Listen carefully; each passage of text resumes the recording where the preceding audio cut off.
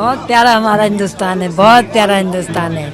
हमारे हिंदुस्तान से अच्छा कोई हमारे मोदी जी बहुत अच्छे हैं, बहुत अच्छे, बहुत अच्छे, सारी कौमें बहुत मिल के अच्छे। रहती, बहुत अच्छा, बहुत अच्छा।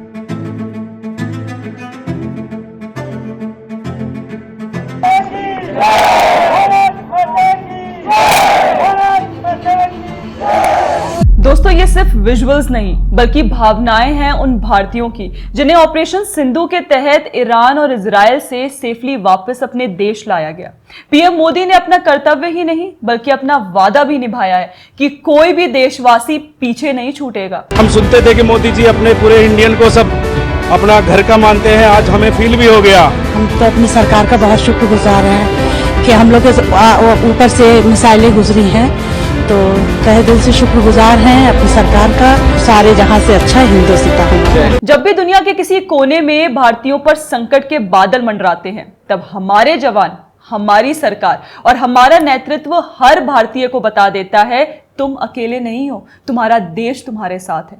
ईरान और इजराइल के बीच चल रहे कॉन्फ्लिक्ट में भी कुछ ऐसा ही हुआ और वहां फंसे भारतीय समुदाय को सेफली वापस लाने के लिए भारत ने ऑपरेशन सिंधु लॉन्च किया। ऑपरेशन सिंधु के तहत 25 जून की रात 282 भारतीयों को ईरान से और 268 से ज्यादा को इजराइल से सेफली निकाला गया। इसी के साथ ऑपरेशन सिंधु के तहत ईरान से इवैक्यूएटेड भारतीयों की संख्या 2858 हो गई है और ये ऑपरेशन लगातार गल्फ में फंसे भारतीयों की घर वापसी करा रहा है। खास बात यह है कि इतने तनाव के बाद भी ईरान और इजराइल जैसे देशों ने भारत के लिए अपना एयर स्पेस खोला है जिससे भारत के लोग आसानी से अपने घर जा सके।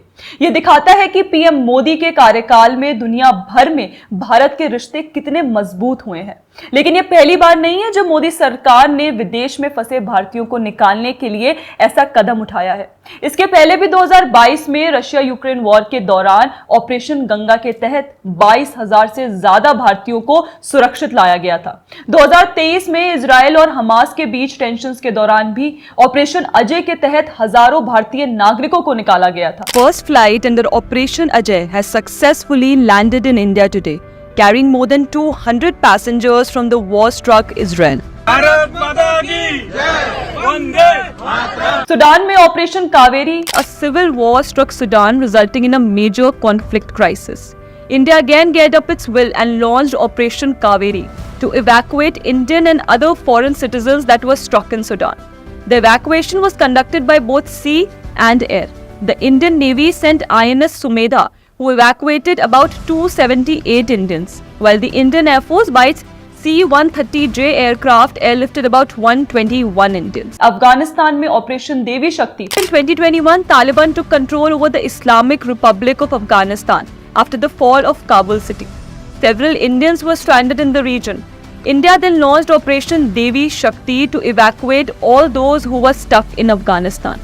A C-17 Globemaster III heavy lift military transport aircraft of the Indian Air Force successfully airlifted about 168 people, including Indians, Afghan Sikhs and Hindus. और यमन में ऑपरेशन राहत। Let us rewind back in time and go to 2015 when Indian Armed Forces launched Operation Rahat in the start of April month to evacuate our citizens stranded in Yemen due to the ongoing military intervention by Saudi Arabia and its allies in that country. In total, about 4,640 Indians were evacuated along with 960 foreign nationals. ये operations वो नगीने हैं जो भारत की diplomatic ताकत और PM Modi की leadership को बखूबी दिखाते हैं।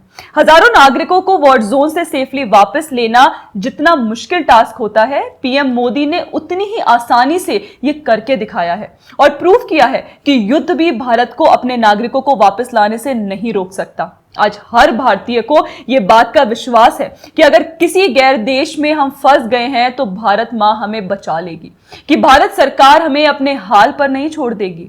धन्यवाद दोस्तों।